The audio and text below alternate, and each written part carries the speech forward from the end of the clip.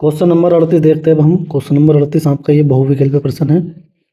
Integration 10x⁹ plus 10x log base E 10। यहाँ पे जो 10 है ये यहाँ नहीं है, ये 10 है आपका यहाँ पर। मैं लिख देता हूँ सही जगह, ये 10 यहाँ लिखा हुआ है ना कि यहाँ। ठीक है, अब चलिए इसे देख करते हैं। क्वेश्चन आपका ये है आई बराबर integration 10x⁹ plus 10x log ई 10 और dx बटे में है x⁻10 प्लस 10x। ठीक है, ये क्वेश्चन है आपका। अब हम क्या करते हैं, इसमें जो बटे में लिखा हुआ है इसको टी मानेंगे। टी क्यों मान रहे हैं? क्योंकि इसका जो डिफरेंशिएशन है वो ऊपर लिख रहा है, तो हम इसमें देखते हैं, इसे मानते हैं T. Late x⁻10 plus 10x को हमने टी मान लिया। तो यहाँ पर जो है दो फॉर्मूले लगेंगे। अब एक फॉर्मूला कौन सा लगेगा, d/dx का x⁻n का n x⁻n-1। ठीक है, एक तो ये लगेगा और एक लगेगा हमारा a⁻x का। a⁻x का और क्या होता है, a⁻x log x बेस में e।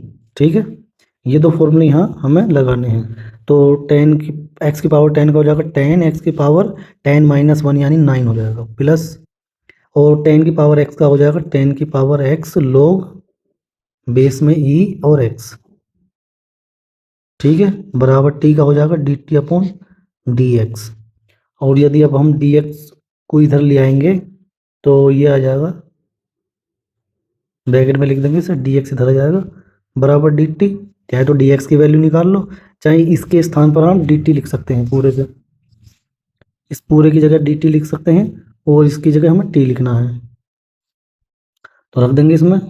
आई बराबर हो जाएगा, यहाँ तो dt आ जाएगा 1/t आ जाएगा, ये आ जाएगा। देखा, इसकी जगह पर, पूरे की जगह पर हमने, इस पूरे की जगह पर तो लिख दिया dt और इसकी जगह लिख दिया हमने t। ठीक है, अब इसका इंटीग्रेशन करेंगे हम, तो 1/t यानी 1/x का जो इंटीग्रेशन होता है वो क्या होता है, मैं लिख देता हूँ यहाँ पहले। 1/x dx का इंटीग्रेशन होता है log x।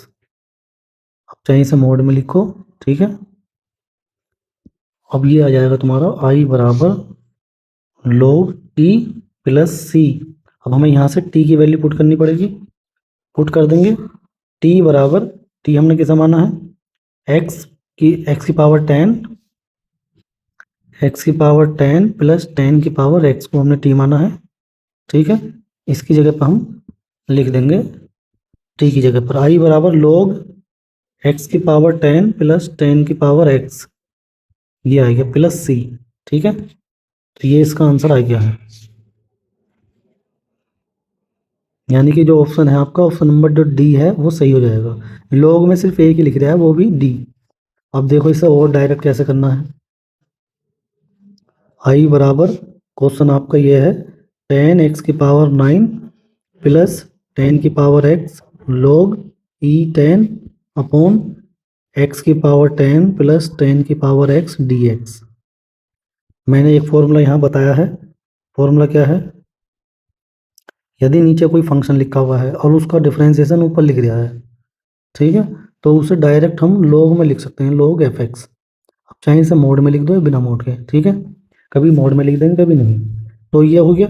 अभी इसका तो हम यहाँ पर देख पा रहे हैं, x⁻10 का तो अवकलन आ जाएगा 10x⁹ और 10x का आ जाएगा 10x log e10।